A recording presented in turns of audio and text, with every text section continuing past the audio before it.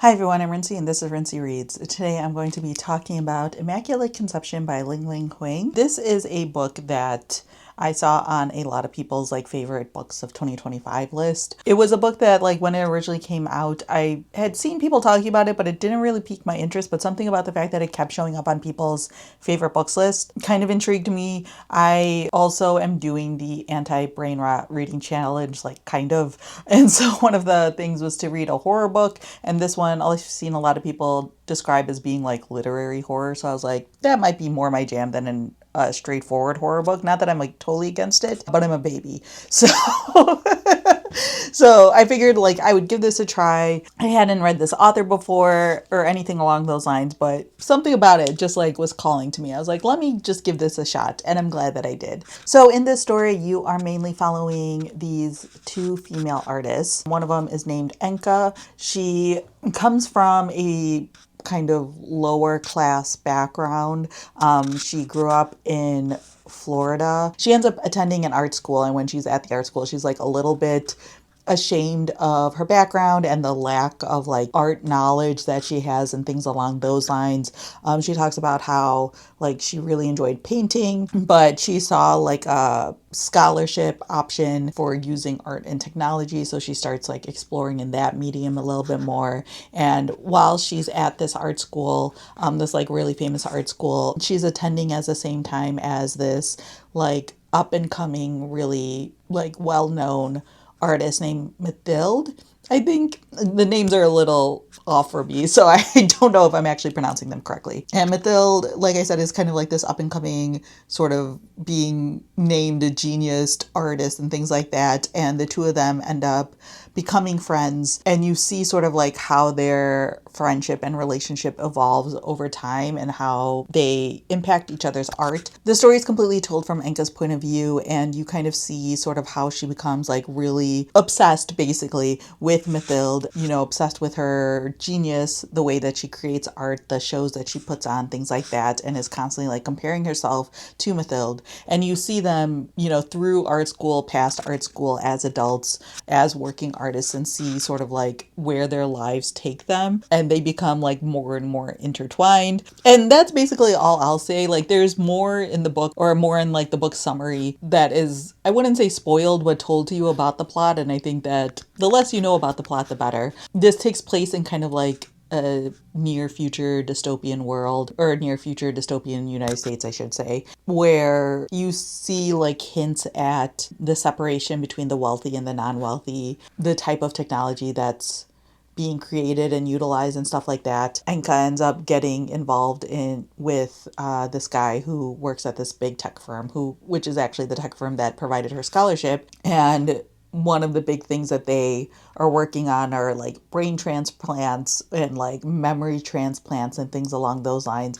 And so you can kind of see sort of where Enka's obsessiveness with Mathilde can potentially eventually go and things like that. But yeah, I went into this book pretty blind. I don't even think I do much about this book outside of the fact that it was about art and artists and obsessiveness, but it also has a lot to do with technology and things like that, and those sort of impacts in our relationships with each other, both the public at large as well as the ultra wealthy, and how they become separated from the rest of the world and things like that. But at the core of this book, it's about Enka and Mathilde's relationship with each other, and how it's both beautiful and toxic at the same time. They truly care about each other in deep ways, but it's also just not healthy, at least on Enka's side, whose perspective you're in the entire time. It's kind of almost annoying how much Enka puts herself down, especially in comparison to Mathilde.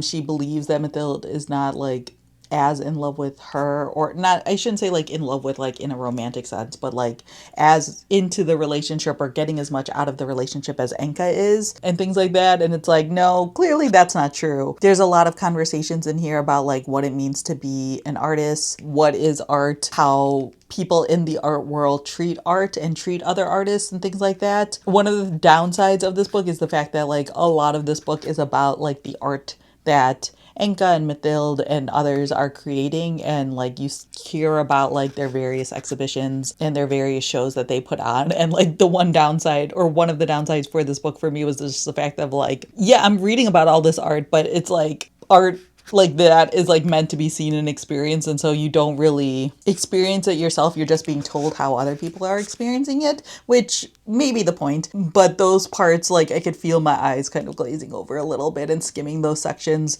where they're deeply talking about the art. Now, like the art is related to the characters and like what they're going through and like things you find out about them and all this different stuff. So I don't think that those are parts that you can completely skip, but you know, the level of detail about the art itself can be a bit much sometimes, and I can see that turning people off. But I think that like what's going on around that like centerpiece is really what's interesting. Like I said, it's a conversation about who gets to make art, what makes an artist. There's a lot of talk in here about like trauma and life experiences and things like that. Part of the technology that's happening here is helping people sort of like move on, quote unquote, from their trauma, but sometimes that means like removing the trauma completely from their memories.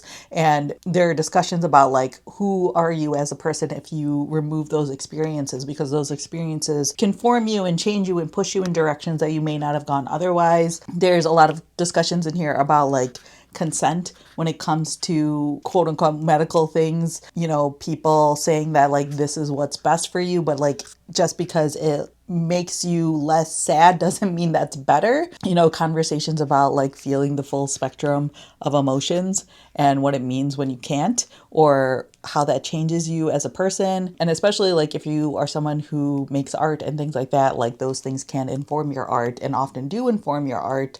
And like, what does your art turn into if those things are removed? I will say that if you are someone who typically reads horror books, I don't know if you'd consider this a horror book. There are parts of this book that are horrifying, to be clear. There are things that they are doing to people that are horrifying. And so I think that in that sense, it's a horror book, but I don't know if it's a horror book in the traditional sense. Not that I read a lot of horror though, so I don't know if you can really take my word on it. But I think that if you are someone who reads a decent amount of literary fiction, this one probably would be up your alley. If it's not on your radar already, I can't imagine that it wasn't, because I felt like this book was everywhere last year.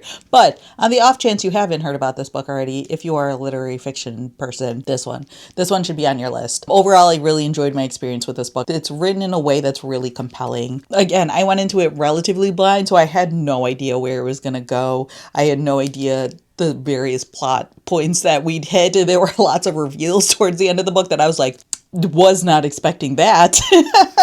Yeah, I found this to be a really fascinating read. I think that it's a very interesting look at life and technology and the world that we're living in, and a potential world that you can easily see our life leading to, the benefits and the downsides of like medical technology especially. And it's also like an interesting look at the art world itself. Like I would love someone who was more informed about the art world to take a look at this book and to talk about it, and to gain that perspective, because like obviously like I enjoy art, I go to art museums, but I don't really know much about the art world. But I'm sure that there are people in the art world who would have opinions about how the art world is portrayed in this book, and how artists are portrayed and things along those lines. So yeah, it's a pretty short book. It's less than 300 pages, I think, but it's a very compelling book. It's asking a lot of really interesting questions. And I feel like that the reason why this is ending up, or did end up on a lot of people's favorite books of 2025 lists, is because it like leaves you with a lot of questions that I can easily see myself thinking about for like weeks, if not months, after picking up this book. So yeah, those are my quick thoughts on Immaculate Conception. Let me know down in the comments below if you've read this book and what your thoughts were on it. Or if you have any questions, feel free to leave that down in the comment section as well. So yeah, that's all I have for now, and thanks for watching.